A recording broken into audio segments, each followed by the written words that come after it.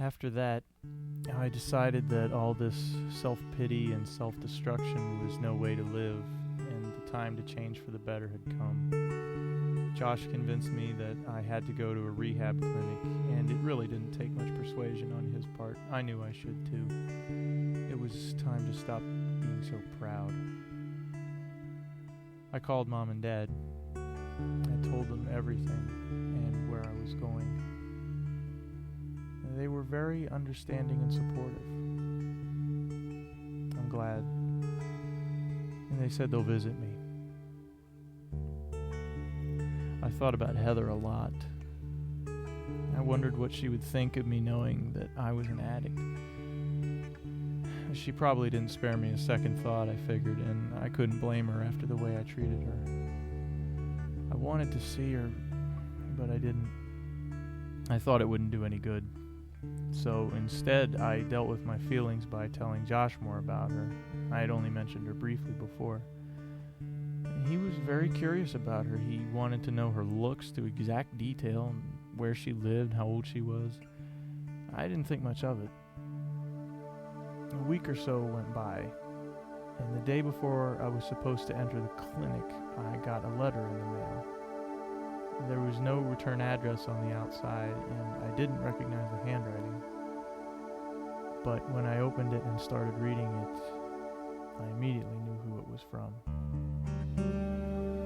Dear Kevin, you probably didn't expect to hear from me like this, but your little friend Josh showed up at my door this afternoon. It took me a while to figure out what he was doing, but he was able to write down what had been going on in your life since the last time I saw you. Kevin, I had no idea. But I'm glad you're getting some help. I knew there was something definitely wrong beyond what you were telling me. I know that you're strong enough to get through this, but if you ever find yourself in need of a shoulder to cry on, or just somebody to talk to, you know where you can find me. Please don't be afraid to do that. I really have missed you. I remember how you used to joke around in biology lab and at work before all the trouble started. I enjoyed being around you and just listening to you talk. You're very intelligent, you know. You were a lot of fun. And I'm sure you'll be back to the same old Kevin Summers that I used to know then. In fact, I bet you've already started getting there. Can't wait to see you then. I don't expect a response. I know you've got other things on your mind. I just wanted to wish you the best for getting your life back together.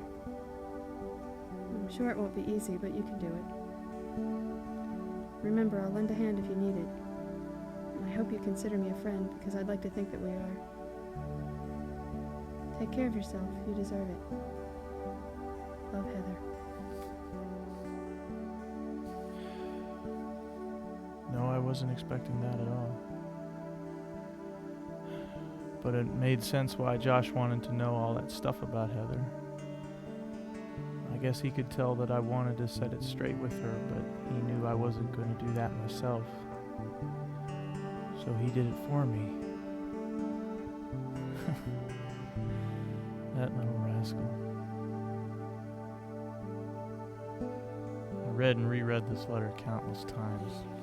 And every time I did, I felt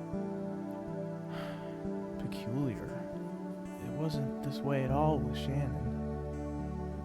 I never felt this way about her. This is a weird feeling, but I like it.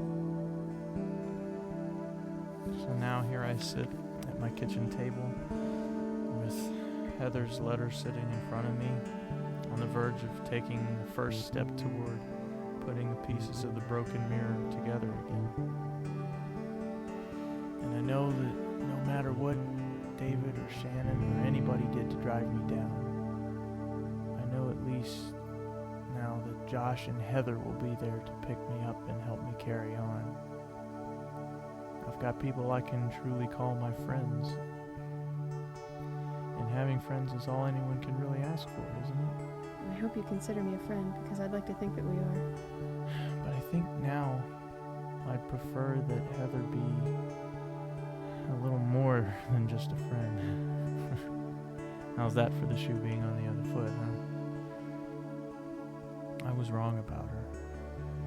She does want to give and share, and I was blind to that. I really have missed you. But how does she feel about me, though? Is being my friend all that she wants to be? Does she still have those feelings that she used to have? She didn't really come out and say that here. Would it ever work? I thought it only worked out that way in the movies, but maybe not. You never know until you try. Take care of yourself. You deserve it. Love, Heather. Love, Heather. Well, looking at the clock, I see it's a few hours before I'm going to go to sleep.